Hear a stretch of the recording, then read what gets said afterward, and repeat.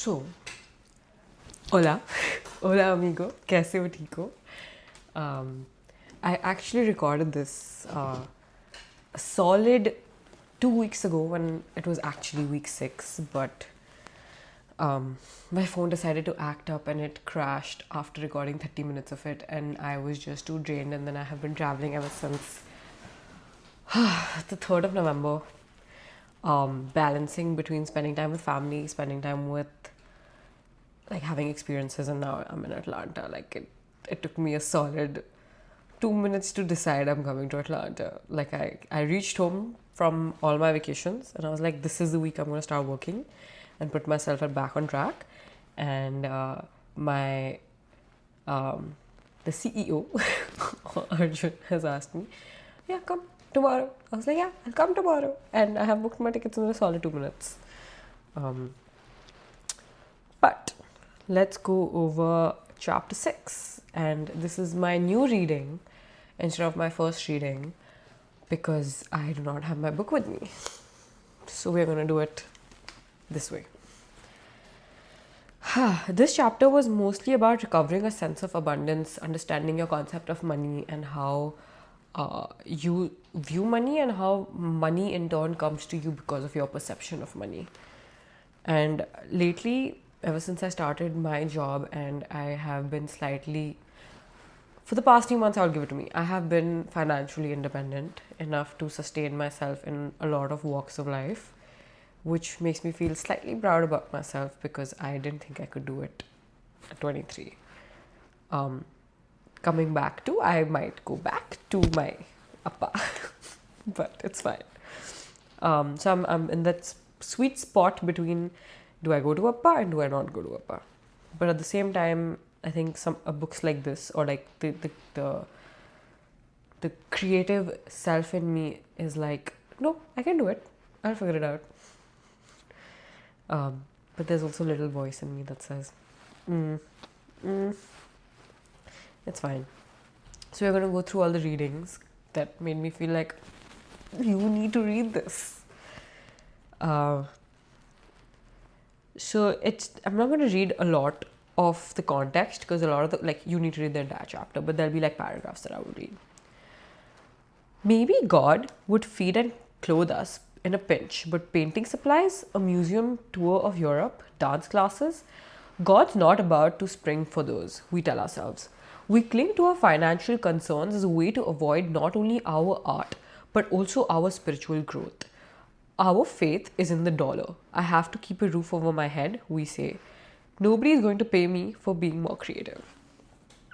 I feel like I'm very grateful to come from the family I come from because I come from a line of entrepreneurs and they're all creative people. My father is the most creative man I know.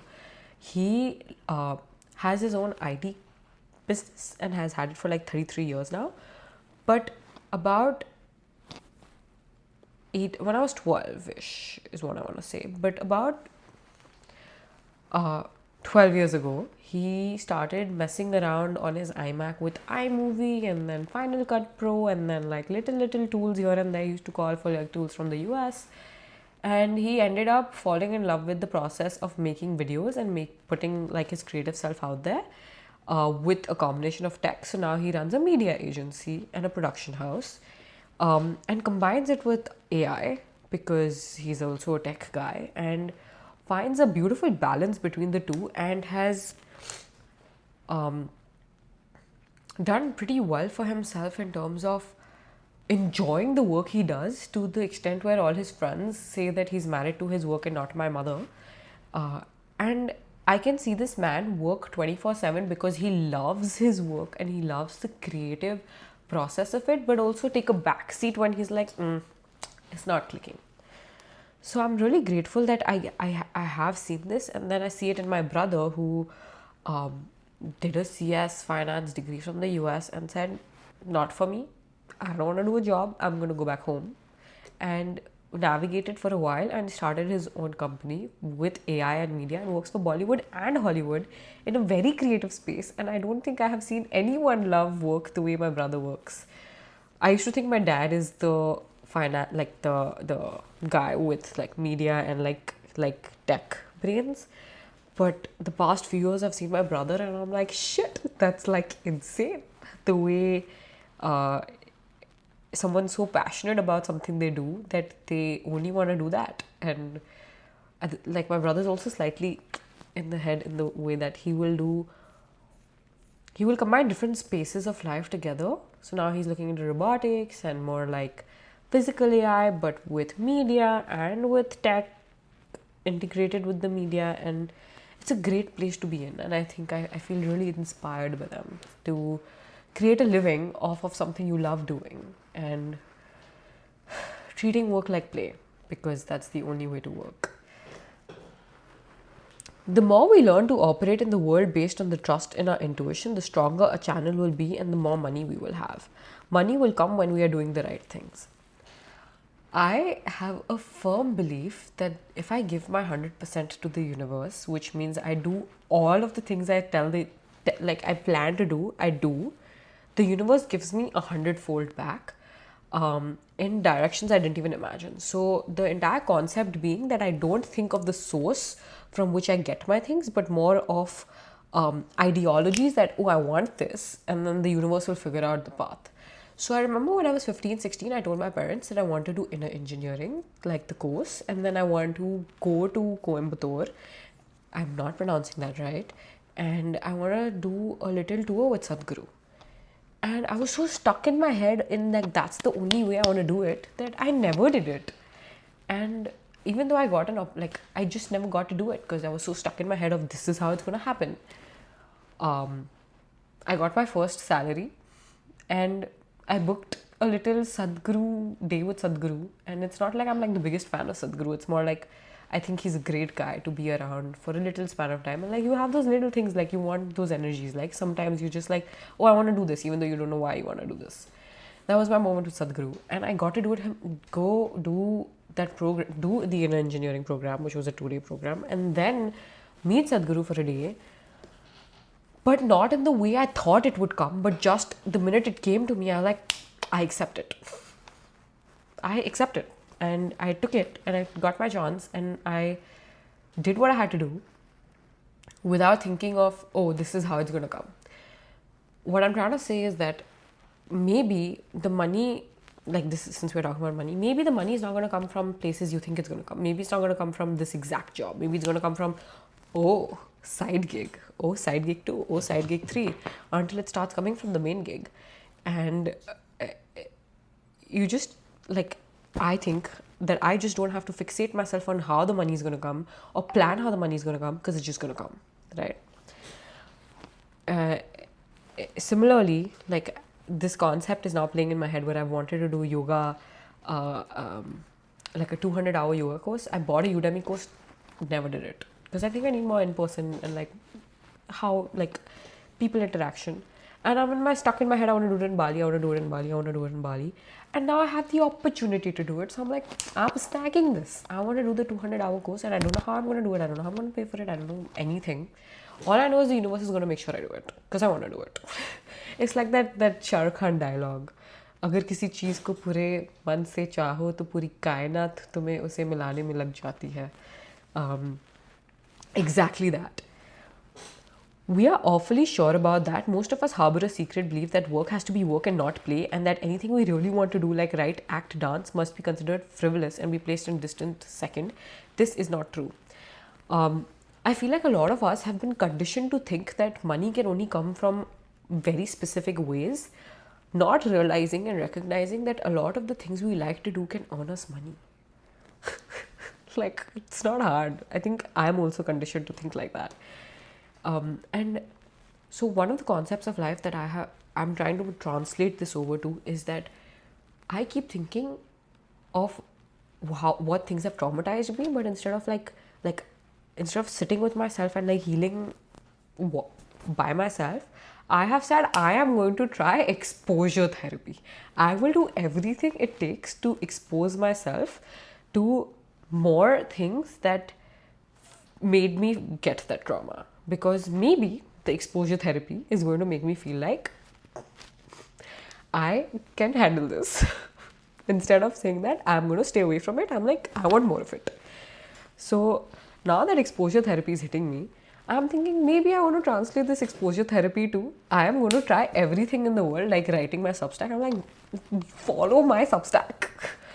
Or like YouTube. And like, I'm now making Udemy videos, which I haven't really put out there, but I will. That's in the process. And I'm like, and even my LinkedIn, whatever, I keep putting things out there, and I realize things will come because I'm putting it out there. Like, how else will it come? I'm not going to sit in one room and be like, oh God, please help me, please put me out there, like, please do something for me without putting myself out there. I'll do everything I can, and then whatever clicks, clicks. I'm 23. I have noticed a lot of people my age who graduated like a year ago, they all got great jobs, very sorted, 9 to 5, then don't know what to do, like, right? Very common. I don't know what the hell I'm doing either.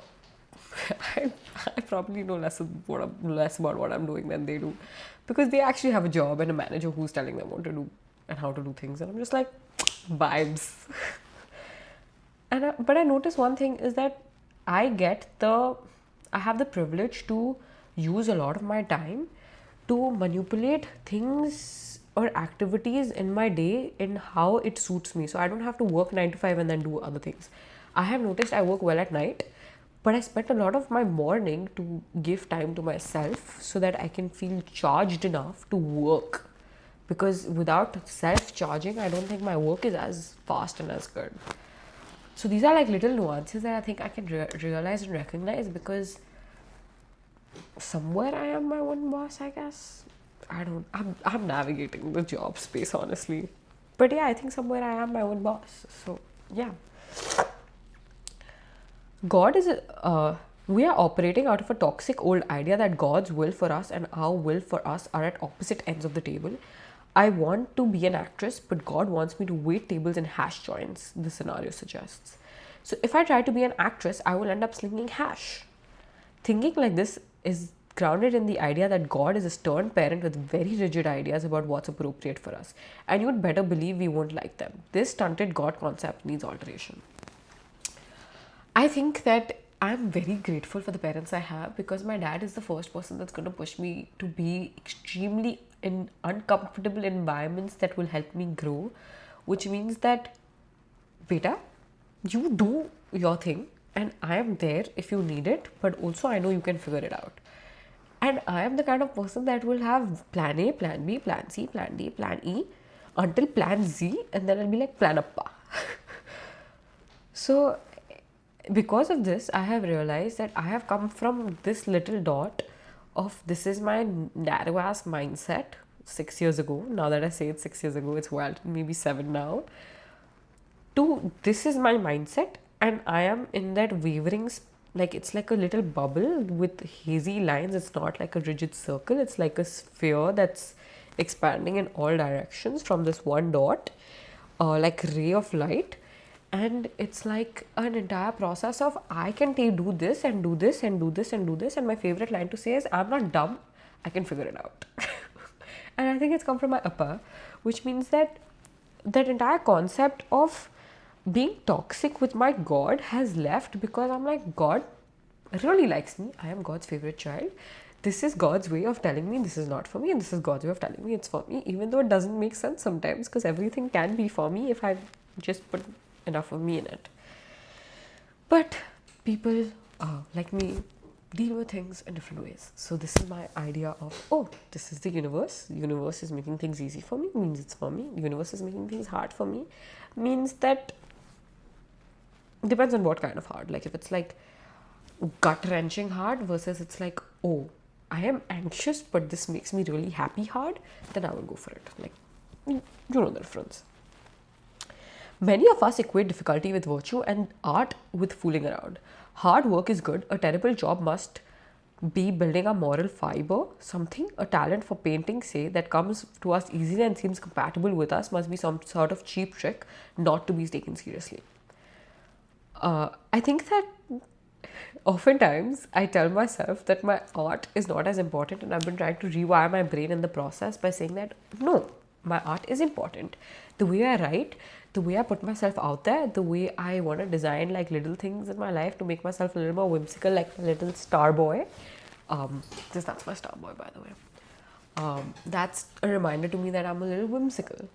And it's just that, like, in this process, I have given myself my morning to be like, hey, this is me time. This is when I give time to art. This is not going anywhere. And I'm going to create a little pocket of time for myself before I give it to the world. Because I am my priority at the end of the day. If I'm not happy, then what amount of money is going to make me happy? Always leave enough time in your life to do something that makes you happy, satisfied, and even joyous, that has more of an effect on economic well-being than any other single factor. And I cannot kid you enough, like, I am probably the last person that fully understands the concept of money, but that's my thought process. But also at the same time, if I am not happy because I'm not doing things that make me happy and inherently like, oh, this is why I want to live life, no amount of money is going to make me feel like this is how I want to live life. It can be as simple as a fun notebook that's not fully filled right now because my bag did not have enough space, or a singular piece of paper that makes you feel happy, or a book that makes you feel happy. Like, it's not hard to make your life a little bit more whimsical. We act like it's God's fault we didn't go to Europe, take that painting class, go on that photo shoot. In truth, not God, have decided not to go. We have tried to be sensible, as though we have any proof at all that God is sensible, rather than see if the universe might not have supported some healthy extravagance. I really want to go home, but in my hand it's an extravagance, because I am not fully sorted in where I am in life, which means that I'm gonna translate that emotion of uncertainty to me being home with more uncertainty. So I feel like it's an extravagance. I don't need to go home right now. Until I sort myself out, I cannot go home. And that's the price I am currently paying. And I'm trying to switch that mindset over, but it's something that I'm working with and working towards. I'm aware. Awareness is the first step. Creativity is not and has never been sensible. Why should it be? Why should you be? Do you still think there is some moral virtue in being martyred? If you want to make some art, make some art. Just a little art. 2 sentences, 1 rhyme. All substance is energy in motion. It lives and flows. Money is symbolically a golden flowing stream of concretized vital energy. I had a moment reading that.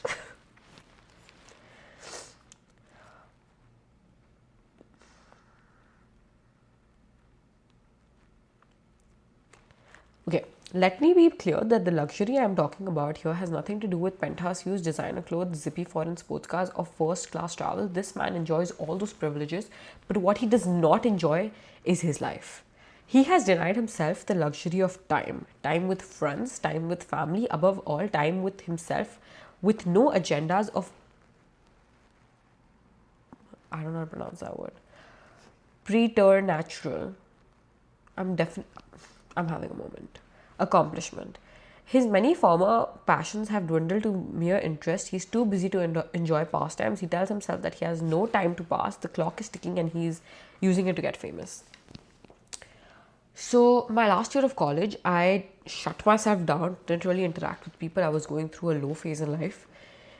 And I was like, work. But it's not like my work was any good. It was like exploratory work. And I also noticed that I shut myself down when I enter periods of healing. But this time round, in the past 3 months, I decided to put myself out there instead of shutting myself out, and meeting more people and making more friends and being more open to life, because one of my goals for this year was say no more and say yes more. It's very nuanced, but it makes complete sense. And I noticed the more I put myself out there, the more abundant I feel, because I have put myself out there. So I am talking to people about life, or sharing my life with people. but I'm also accepting parts of their life which makes me feel in like a loop of like gives me a feedback loop of how I am working with life, instead of me being in my head in my own corner being like, oh, me time, let me figure this shit out myself. Because the more I put myself out there, I realize, oh, like this worked out, this didn't work out. And I also get to explore life from different perspectives of other people instead of my own perspective in a little bubble. uh, so it makes me feel like I am living life more than I was in the first place. What gives us true joy? This is my favorite part of it because this is something I do a lot. I do it way too much. What gives us true joy? That is the question to ask concerning luxury, and for each of us, the answer is very different. For Beerness, the answer is raspberries, fresh raspberries. She laughs at how easily pleased she is. For the cost of a pint of raspberries, she buys herself an experience of an abundance. Sprinkled on cereal, cut up with a peach, poured over a scoop of ice cream, she can buy her abundance at a supermarket and even get it quick frozen if she has to. They cost $1.98 to $4.50 depending on the season. I always tell myself they are too expensive, but the truth is, that's a bargain for a week of luxury. It's less than a movie, less than a deluxe cheeseburger. I guess it's more than I thought it was worth. So, one of the things that I do for myself. I loved going to cafes because I loved having a little sippy cup drink and doing my work. But I realized that I don't like coffee outside. I like the experience of having that coffee in that cup. But I love the coffee I make, or I love the matcha I make. So I got plastic cups at home with fun straw and like better cups with straws, and like funkier cups with better syrups and better, like, anytime I see something that'll make my drink a little more fun every morning, I get it, because that it's an experience that makes me feel better about my day. So my first thing I do every morning is make myself a great cup of coffee because it makes my day better. I would think that it takes time, it takes money, it takes energy, because like a mocha pot is expensive, this is expensive, that is expensive. But me going to a cafe is more expensive, or me doing something else that'll make me feel as good is also more expensive. So like this barely has a cost in my life. Like, in my dad's words, what are you earning money for? Live life king size. Creative living requires the luxury of time, which we carve out for ourselves, even if it's 15 minutes for quick morning pages and 10-minute mini bath after work. My little creative living is waking up, making myself a great cup of coffee or matcha, recording it and posting it on Instagram, and then journaling. For those 20 minutes, this is me time, my time, and nobody else's time. And it's that little pocket that energizes me so much for the day that I cannot begin to tell you how great it is. Like, you have to try it. You have to get yourself that little pocket that's just for you. Now, after this chapter goes over money madness and like goes through separate, like it has like 15 phrases of how you think about money. Like, people want money, dash, money makes people dash. If I could afford it, I'd dash. If I had some money, I'd dash. People think money is dash, being broke tells me dash. There are 20 prompts like this, and I sat and I actually wrote all of them. It's the money madness exercise. It told me a lot. It showed me a lot about how I view money, which I didn't think I did. And I think it's very essential for people in general to understand their relationship with money, because it is a relationship that matters. I think I'm gonna post this in the comments. I mean, in the description below, because I feel like you should do it. Like, it's something that take your own time and do it. It's not that deep. You don't have to share it with anyone. But I think it's great to understand how your relationship with money works. I'm getting deemed messaged. It's the middle of a work day. I'm gonna reply to this and then get back to that.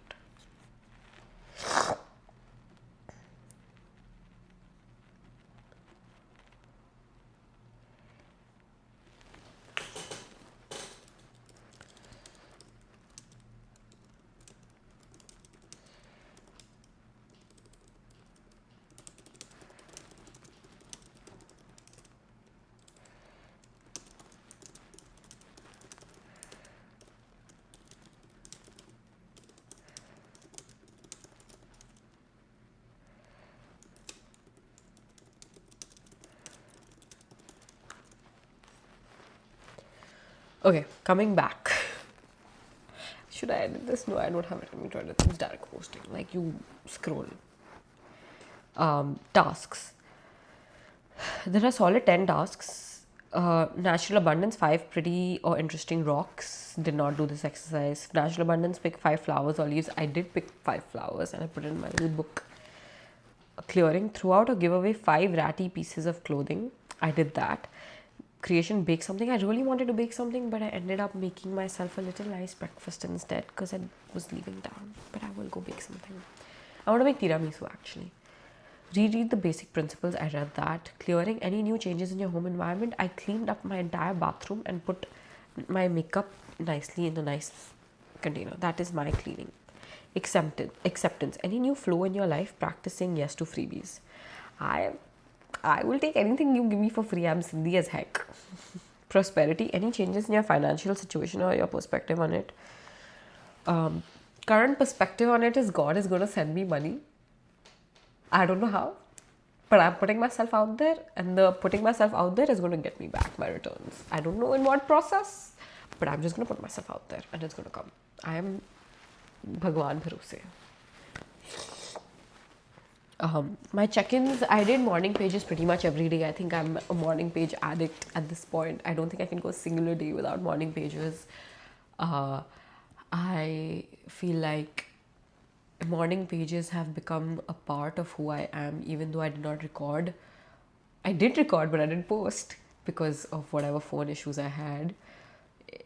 Morning pages are something that have become very sacred to me by week 6. And I remember telling my friend, I went for lunch with a friend on Sunday. I went to the city, I went to Chicago, and I met a friend that I haven't met in a very long time. And he was telling me how he's feeling lost because there is no goal to work towards. And I fully told him that you're never gonna have like those mainstream goals again. And he's probably had more of life experience in the past year than I have because I was still in my bubble. But the one thing that I realized was I keep giving myself many projects to work on, and I also keep giving myself these little pockets. Like, so this one thing I've noticed is the days I wake up and do my morning pages and make myself coffee are the days I am more productive, and days where I have energy after a work day to meet people. But the days I do not wake up and do my morning pages and my coffee and I have a rush morning, I don't have the best work day because I'm procrastinating a lot because I want to have time with myself, but also I am anxious about not giving time to work, which trickles down to I don't want to spend time with people because I didn't spend time with myself. And in that very moment, I realized the importance of morning pages in my life now. Like, I don't think I can not dump my brain on a piece of paper. Initially, it started off with me doing, oh, this is how I feel. And now it's turned into, oh, this is bringing me very large pockets of clarity of who I am and who I tend or intend to be. And it's also helping me have an opinion of things that I think I didn't have opinions for. I feel like I have had a struggle on this forever where I don't think I have solid opinions of things. I'll be like, oh yeah, that makes sense. Like, I feel like there's a certain sense of empathy where I'll be like, oh yeah, this makes sense, but I also see your perspective, and both perspectives are not wrong because they're coming from two different people's lives. It's like, this is me, and I saw that two people having conversations is basically these two people have had their neural nets I should know this is AI, but then they're trained on different data sets, and this is a conversation they're having with each other. And I'm like, yeah, you're not wrong and you're not wrong. You just have two very different data sets with very different outputs in the moment because of your two very different data sets. But that doesn't make any of you wrong. It just makes your data sets skewed, right? But it makes sense. Like, your perspective makes sense and your perspective makes sense. And if I give you more information, and I give you more information or similar information, you will probably align together or reach a similar conclusion. It's just a lack of information, I guess, or it's a yeah, it's just a lack of information in my head. So writing these things down has given me great perspective on my opinions and how the lack of a solid opinion helps me see the world a little more. I used to think that that was a big weakness, that I didn't have solid extreme opinions. But I think not having solid extreme opinions keeps me open to life, which is a great way to live life, in my opinion, right now. An opinion. um, Such is life. I give myself a little haircut if you haven't noticed. I think I did a great job at giving myself a haircut myself. I called my best friend and I put my phone like this on my forehead and I was like, I have to tell you something. And he's like, what? I was like, I cut my hair. And he's like, oh God, what did you do? I put my phone in front and I'm like, oh, see my hair. And he's like, we've seen worse. And I was like, yeah, we have seen worse. This is great. But it was nice having you on my YouTube again because I haven't posted in a while, and I will post another one today because I just have to post another one today because week 7's done and now this is week 8 and I want to catch up. So see you in the next video, which is also this week. Bye.